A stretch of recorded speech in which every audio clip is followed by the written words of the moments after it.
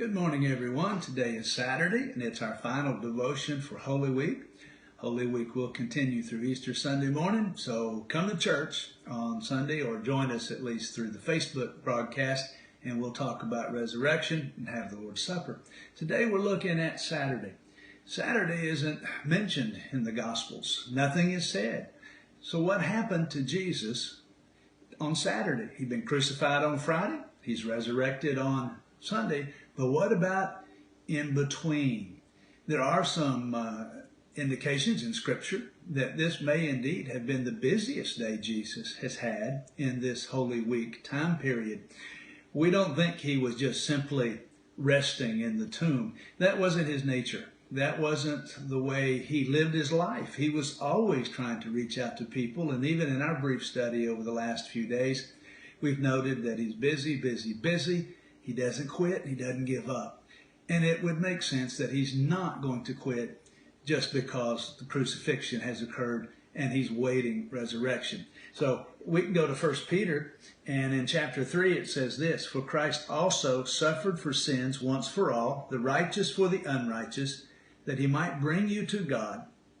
He was put to death in the flesh, but made alive in the Spirit, in which he also went and made proclamation to the spirits in prison." Prison here would be the place that we call Hades. Now, we misunderstand what Hades is because we use it as a bad place and as a bad word. But Hades in the Bible is simply the abode of the dead. It is where all dead people go.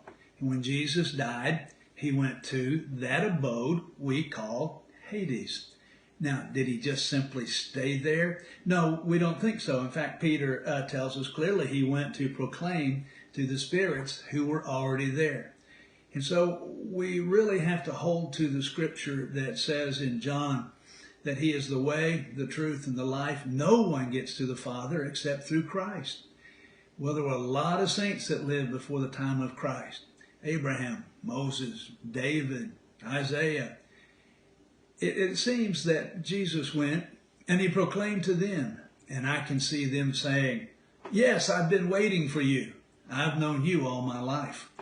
And what we think is that Jesus preached. He preached the gospel of Christ. He preached salvation, and he gave them an opportunity to accept Christ, because the only way they could get into heaven was to know Christ. Now, Paul says very much the same thing in his letters, Philippians, Ephesians, Romans, where he clearly states a belief in heaven and in Hades and in activities and relationships between them. And so he has a very similar idea that would be taking place. Jesus would have been busy. He doesn't come out and say it, but it is there for us.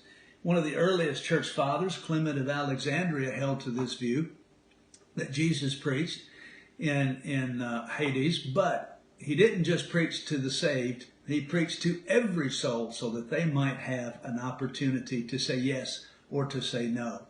It's an interesting thought, and it is one that we would have to spend more time with, but it does, I think, bear merit that we would understand that this is what Jesus was doing.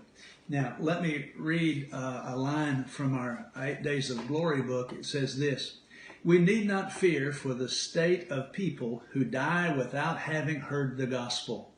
God, in his mighty love, will find his own way to allow every soul the choice to become a son of God and joint heir with Jesus Christ."